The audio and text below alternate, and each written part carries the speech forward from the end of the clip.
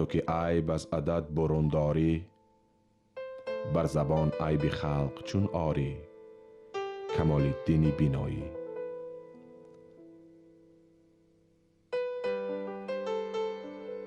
نی آینه کم کن عیب جویی، به آینه رها کن سخت رویی.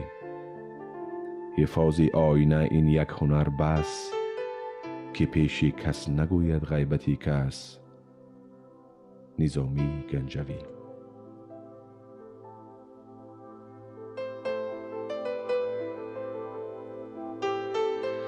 ای بر کندد رفیق در رو، ممنون بشو و مرنج از او. ور عیب رفیق را بدانی، بی پرده بگوی نه نهانی.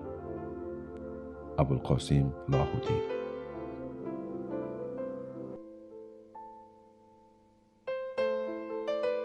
آن کو نکند طاعت، علمش نبود علم.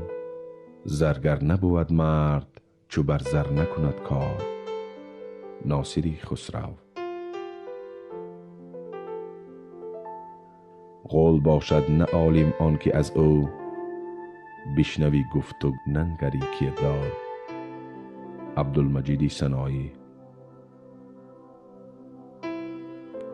به علم عمل چون درمی قلب بود زود، رسوا شود و شوره برون آرد و زنگار.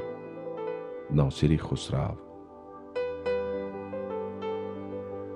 علم بکار سودمند بود، علم بیکار پایبند بود.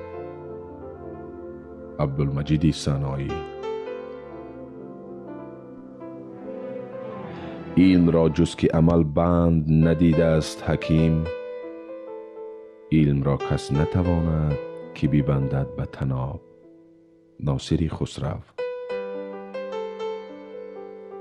همچو لؤلؤ کند ای پر تو را علم و عمل، راه بابی تو همان است برو بر ره باب. ناصری خسرو. زیور و زیب زنان است حریر و زر و سیم، مرد را نیست بجز علم و عمل زیور و زیب. ناصری خسرو.